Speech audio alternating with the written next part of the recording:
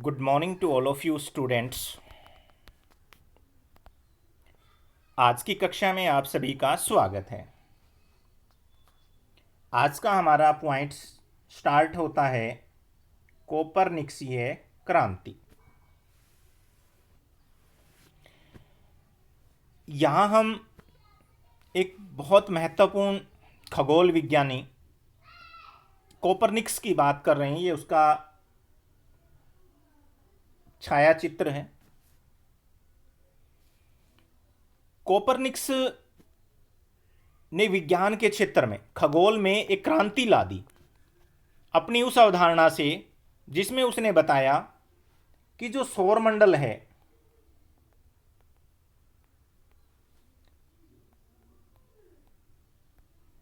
उसके मध्य में सूर्य है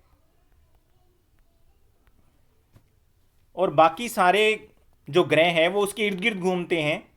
सौरमंडल का जो केंद्र बिंदु है वो कौन है? सूर्य है। और ये बात सबसे पहले किसने बताई? कोपरनिकस में। लेकिन ये जो अवधारणा थी, ये ईसाइयों की जो अवधारणा थी उसके पूर्णतः पलट थी। उलट हम कह सकते हैं, पलटी हुई थी, उसके बिल्कुल विपरीत थी उसके। क्योंकि ईसाइयों ने कहा था कि जो पृथ्वी है वो पापों से भरी हुई है, भरी है इसलिए स्थिर है, रुकी हुई है, ये घूमती नहीं है और ये ब्रह्मांड के बीच में स्थित है। और बाकी के जो ग्रह हैं वो इसके चारों ओर क्या करते हैं? घूमते हैं। लेकिन मार्टिन लूथर के समकालीन ही था कोपरनिकस, उसने इस अवधारणा को बदल दिया। लेकिन वो अपनी इस बात को प्रकाशित नहीं करवा पाया। क्यों नहीं करवा पाया? क्योंकि उसकी जो नई खोज थी, उसका जो परंपरावादी जो ईसाई हैं वो क्या करेंगे? घोर प्रतिक्रिया करेंगे, उसका बहुत ज़्यादा विरोध करेंगे और अपनी पावर की वजह से हो सकता है उसे देशद्रोही भी वो साबित कर दें। हो सकता है उसे फांसी पर क्या कर दिया जाए? लटका दिया जाए। तो इस कारण उसने जो अपनी पुस्तक लिखी थी द रिवोल्यूशन बिस, यानी कि भ्रमण की, उसको प्रकाशित नहीं करवाया। लेकिन जब वो अंतिम समय में अपने बिस्तर पे लेटे हुए थे तब अपने किसी एक अनुयायी जिसका नाम था जोसिम, क्या नाम था जिसका? जोसिम रिटिक्स, उसको दी उसने अपनी पुस्तक। और उस पुस्तक को जोसिम रिटिक्स ने अपने पास रखा और लोगों तक पहुंचाने में उसे समय लगा और लोगों ने उस विचार को एक्सेप्ट करने में टाइम लिया। लेकिन समय बीतने के साथ, लगभग आप ये मानिए कि 501 वर्ष बीतने के बाद भी हम कह सकते हैं ये विचार जो है बड़े प्रभावित हुए। और उसके बीच के अंदर दो महत्वपूर्ण व्यक्ति आए जिनके नाम थे जोहानेस केपलर और गैलीलियो गैलीली। इन दोनों व्यक्तियों ने अपने लेखों के द्वारा स्वर्ग और पृथ्वी के अंतर को बिल्कुल समाप्त कर दिया। और केपलर ने जो अपना ग्रंथ लिखा था उसका नाम था कोस्मोग्राफिकल। उसके अंदर जो खगोलीय पिंडों का जो रहस्य था, जो मिस्ट्री थी, उसको कोपरनिकस ने क्या कर दिया था? जो बताया था उसके रहस्य को क्या कर दिया? उसने उजागर कर दिया कि ये रहस्य है। और वो रहस्य क्या था? मैंने अभी आपसे बात की थी, जो सूर्य केंद्रित जो सौरमंडलीय जो सिद्धांत है उसको लोकप्रिय बना दिया। और इससे यह सिद्ध हो गया कि सारे के सारे ग्रह वो सूर्य के चारों ओर वर्ताकार रूप में नहीं बल्कि दीर्घवर्ताकार मार्ग पर क्या करते हैं? परिक्रमा करते हैं। उसके बाद में गैलीलियो ने एक ग्रंथ लिखा था द मोशन। इंपॉर्टेंट क्वेश्चन चल रहे हैं ये हमारे, पूछे जा सकते हैं। गैलीलियो ने अपना जो है ग्रंथ लिखा था द मोशन, यानी कि गति। और उसने जो है गतिशील विश्व के सिद्धांतों की जो है पुष्टि की थी। और उसके बाद में आइजैक न्यूटन के गुरुत्वाकर्षण के सिद्धांत ने इसको अपनी पराकाष्ठा पर क्या कर दिया था? पहुंचा दिया था। उसके बाद में जो है नेक्स्ट हमारे पास जो पॉइंट आता है वो आता है ब्रह्मांड का अध्ययन। कि गैलीलियो ने टिप्पणी की थी कि जिसमें यह कहा गया था कि बाइबल जो है जिस सवरक को आलोकित करता है वह सवरक किस प्रकार चलता है, बाइबल इसके बारे में कुछ नहीं बताता है। लेकिन गैलीलियो ने अपना जो ग्रंथ था द मोशन, उसके अंदर वो सवरक कैसे चलता है उसके बारे में बताया कि कैसे वो गति करता है। तो इन विचारकों ने हमें बताया कि ज्ञान विश्वास से हटकर, जो ज्ञान है वो विश्वास से नहीं मिलता है बल्कि किससे मिलता है, अवलोकन करने से या प्रयोगों से मिलता है। और जैसे जैसे वैज्ञानिकों ने ज्ञान की खोज का रास्ता दिखाया वैसे वैसे किसके अंदर, भौतिकी के अंदर, रसायन में और जीव विज्ञान के क्षेत्र में अनेक प्रयोग और खोजें हुई और बहुत तेजी से जो है अन्वेषण के काम जो है पनपे। और इतिहासकारों ने मनुष्य और प्रकृति के ज्ञान के लिए नई दृष्टिकोण को किसका नाम दिया, वैज्ञानिक क्रांति का नाम दिया। और परिणाम स्वरूप जो संदेहवादी थे, जो नास्तिक थे, उनके मन में सारी सृष्टि के जो रचना के स्रोत के रूप में प्रकृति जो है वो ईश्वर का क्या लेने लगी, अब स्थान लेने लगी।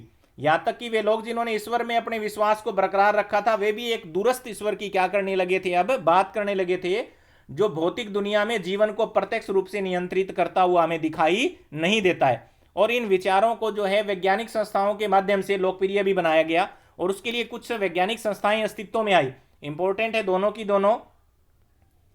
1670 के अंदर पेरिस एकेडमी और 1662 के अंदर लंदन में जो है स्थापित की गई थी, उसका नाम था royal society of London, royal society of London.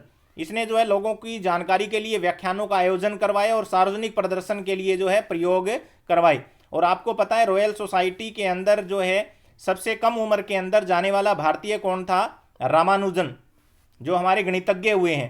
पहले वो व्यक्ति थे जिसको रॉयल सोसाइटी ने जो है अपनी सदस्यता जो है ग्रहण करवाई थी। एक बहुत महत्वपूर्ण जो संस्था है जो आज भी जो है काम कर रही है। उसके बाद में नेक्स्ट जो हमारा पॉइंट स्टार्ट होता है वो होता है 14वीं सदी में क्या यूरोप में पुनर्जागरण हुआ। यहां हम पुनर्जागरण की आलोचना करेंगे कि हम ये नहीं कह सकते कि 14वीं शताब्दी के अंदर खाली केवल जो है यूरोप में ही पुनर्जागरण हुआ था। विश्व के बहुत से ऐसे क्षेत्र थे जहां पर जो है पुनर्जागरण हो रहा था।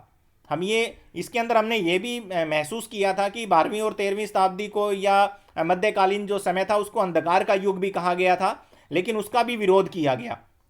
उन्होंने जब ये पाठ की जब थीम मैंने आपको बताई थी तो मैंने आपको बता दी थी कि कोई भी युग अंधकार का युग नहीं होता है, ये बहुत बड़ा क्या है, अतिशयोक्तिपूर्ण है। ये देखिए बताया भी गया था, लेखकों का ये सुझाव था कि जो ब्रक हार्ट था उसने जो ये विचार दिए थे वो विचार क्या है, अतिशयोक्तिपूर्ण है। ब्रक हार्ट जो है इस काल और पहले के कालों के फर्कों को कुछ बढ़ा चढ़ाकर क्या कर रहे थे, पेश कर रहे थे कि जो प्राचीन काल है उसके अंदर मानव ने विकास किया नहीं और आज जो है मानव ने बहुत ज़्यादा क्या कर लिया है, विकास कर लिया है। ऐसा करने के लिए उन्होंने पुनर्जागरण शब्द का क्या किया था, उपयोग किया।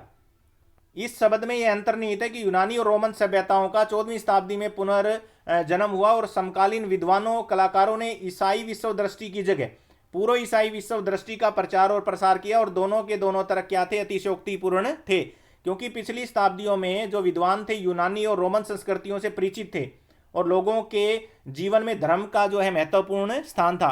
क्योंकि प्राचीन काल के अंदर हमने बात की थी अरिस्टोटल की, अरस्तु की बात की थी हमने, प्लेटो की बात की थी हमने, सुकरात की, वो उस सदी में पैदा हुए थे। उस अंधकार के युग की जो संज्ञा इन लोगों ने दी है, उस समय में उन विद्वानों का जन्म हुआ और उन्हीं के जो बताए हुए जो मार्ग है उनके ऊपर आज भी हम चल रहे हैं। तो हम कैसे कह सकते हैं कि वो युग अंधकार का युग था? ये कहना जो है बहुत अतिशयोक्तिपूर्ण है। ये कह रहा है यहां देखिए, यह कहना कि पुनर्जागरण गतिशीलता और कलात्मक सृजनशीलता का काल था, इसके विपरीत मध्यकाल अंधकार में काल था जिसमें किसी प्रकार का विकास नहीं हुआ, जरूरत से ज्यादा क्या है, सरलीकरण है। इटली के अंदर पुनर्जागरण से जुड़े तत्व 12वीं और 13वीं शताब्दी में पाए जाते हैं और कुछ इतिहासकारों का उल्लेख है कि 9वीं शताब्दी में फ्रांस में इसी प्रकार के साहित्यक और कलात्मक विचार क्या है, पनपे थे। क्योंकि उस समय के जो विद्वान है यूरोप के, जैसे ब्रक हार्ट है जैकब, वो कहता है कि 9वीं और 8वीं शताब्दी है, 5वीं से लेकर के 11वीं शताब्दी तक का जो काल है वो अंधकार में था। लेकिन यहाँ हमें पता लगता है कि 9वीं शताब्दी के अंदर फ्रांस में भी इस प्रकार के साहित्यिक और कलात्मक विचार क्या हो रहे थे, पनप रहे थे। इसलिए हम ये नहीं कह सकते कि 14वीं शताब्दी में ही यूरोप में क्या हुआ था, पुनर्जागरण हुआ था। यहां देखिए कि यूरोप में इस समय आए जो सांस्कृतिक बदलाव थे उसमें रोम और यूनान की क्लासिकी सभ्यता का ही हाथ नहीं था, रोमन संस्कृति के पुरातात्विक और साहित्यिक पुनरुत्थान में भी इसके सभ्यता के प्रति बहुत अधिक प्रशंसा के भाव उभरे, क्योंकि जो प्राचीन जो इमारतें थी, प्राचीन जो साहित्य था, उससे भी हमें बहुत कुछ जो है सीखने को मिला। लेकिन एशिया में प्रौद्योगिकी और कार्यकुशलता यूनानी और रोमन लोगों की तुलना में काफ़ी क्या हो गई थी, उस समय विकसित हो गई थी, और विश्व का एक बहुत बड़ा क्षेत्र आपस में संबंध हो चुका था। नौ संचालन की नई तकनीक के लिए लोगों ने पहले की तुलना में दूर दराज के क्षेत्रों की जल यात्रा को संभव बना लिया था। और मैंने आपको बताया भी था कि नाविकों ने दूर दूर की यात्राएं की थी, और उन्होंने जो है समस्त जो विश्व को जो है एक दूसरे क्षेत्र से क्या कर दिया था, जोड़ दिया था।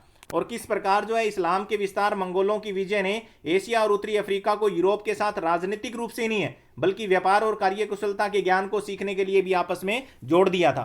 और जो ज्ञान उस समय मध्य एशिया में, ईरान में था, जो चीन के अंदर था, वो ज्ञान भी जो है रोमवासियों ने प्राप्त किया है। देखिए कि यूरोपियों ने न केवल यूनानियों और रोमवासियों से सीखा बल्कि भारत, अरब, ईरान, मध्य एशिया और चीन से भी ज्ञान प्राप्त किया, और लंबे समय तक इन ऋणों को स्वीकार नहीं किया।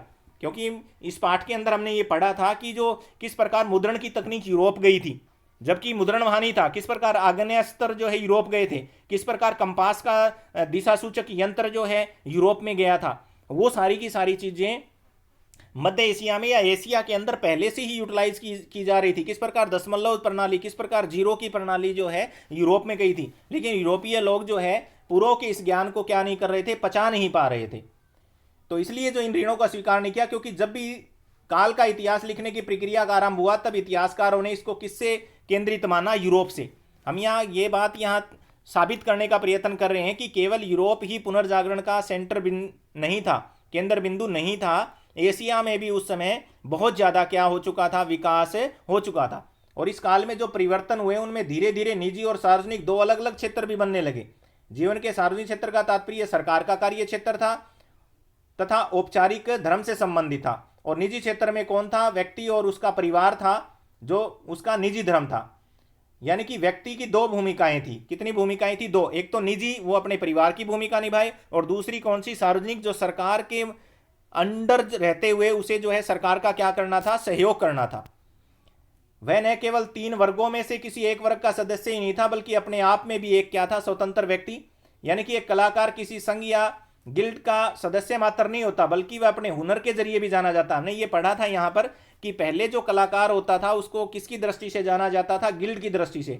लेकिन जोटो जैसे जो महान चित्रकार हुए हैं उन लोगों ने, या फिर हम ये कह सकते हैं कि लियानो दा विंची जैसे जो लोग हुए हैं, उन्होंने अपनी हस्तकौशल से व्यक्तिगत रूप से जो है अपना प्रभाव जो इस विश्व के सामने छोड़ा। ये देखिएगा, हम यहाँ पढ़ रहे हैं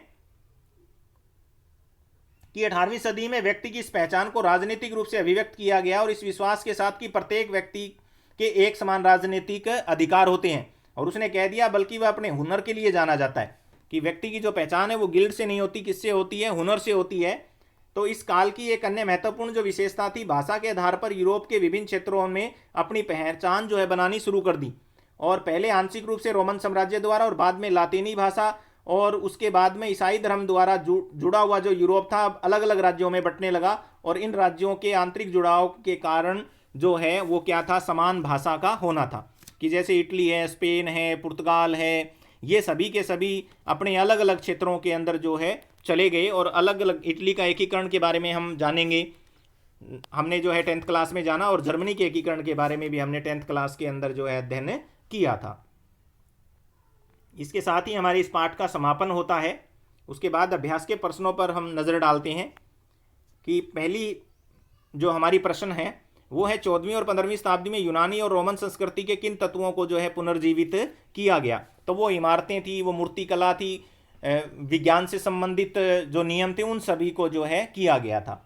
इसके अलावा इस काल की जो इटली की जो वास्तुकला है और जो इस्लामी जो वास्तुकला है उसकी तुलना करनी है कि किस प्रकार इटली का जो तुलनात्मक अध्ययन है वो किया गया था। तो इसमें अगर हम देखेंगे तो इटली की जो वास्तुकला थी, जो गुंबद का निर्माण था, वो इस्लामी वास्तुकला से आया था। क्योंकि इस्लाम के अंदर जो है गुंबदों का निर्माण जो है मस्जिदों के अंदर जो है किया जाता था, ऊंची ऊंची जो मीनारें जो है उसका निर्माण किया जाता था। उसके बाद में थर्ड हमारे पास है मानवतावादी विचारों का अनुभव सबसे पहले इतालवी शहरों में क्यों हुआ। तो उसका रीज़न हमने पढ़ा था कि किस प्रकार वहाँ पर सबसे पहले विश्वविद्यालयों का जो है प्रचलन हुआ, सामंतवाद का जो पतन हुआ, धर्म युद्ध है, व्यापारिक समृद्धि है, इसके अलावा भी और बहुत से कुछ रीजन रहे हैं, उस रीजन के अंदर छापे खाने का आविष्कार था। इसके अलावा कस्तुनतुनिया के ऊपर तुर्कों का अधिकार था। इसके अलावा बाजेटाइन साम्राज्य और इस्लामी साम्राज्यों के बीच जो व्यापार हो रहा था। उसके बाद है वेनिस तथा समकालीन फ्रांस में अच्छी सरकार के विचारों की तुलना करें तो जो अच्छी सरकार है वो लोगों के ऊपर कर बहुत कम लगाती है, लोगों के को स्वतंत्रता देती है, उनको समानताएं देती है, धर्म के अंदर जो है आडंबरों को नहीं आने देती है, चर्च का जो है लोगों के व्यक्तिगत जीवन के ऊपर कोई भी प्रभाव नहीं होता है। मानवता विचारों के अभिलक्षण आपको बताने यहाँ पर, तो हम यहाँ बताएंगे कि मानव स्वतंत्र है, मानव के अंदर एक से अधिक कलाएँ जो हैं होती हैं, मानव के ऊपर जो है धर्म का प्रभाव भी उतना ही होता है जितना उसके ऊपर राजनीति का होता है। उसके अलावा नेक्स्ट जो हमारे पास आता है 17वीं शताब्दी के यूरोपियों को विश्व किस प्रकार भिन्न लगा, उसका एक सुनिश्चित जो है विवरण दीजिए। तो जो 17वीं शताब्दी के जो यूरोपीय लोग थे उनको इसलिए भिन्न लगा कि उन्होंने देखा कि एशिया के लोग असभ्य हैं, जबकि हमें यहाँ तकनीकी रूप से बहुत ज़्यादा विकास किया है। मुद्रण जो तकनीक आई थी उसकी वजह से अन्य क्षेत्रों के बारे में उन्हें जानने का मौका मिला कि किस प्रकार लोग अपना क्या कर रहे हैं, विकास कर रहे हैं। आप इन सभी प्रश्नों उत्तरों को भी अच्छे से क्या करेंगे, लर्न करेंगे और अपनी नोटबुक में लिखेंगे। Thank you.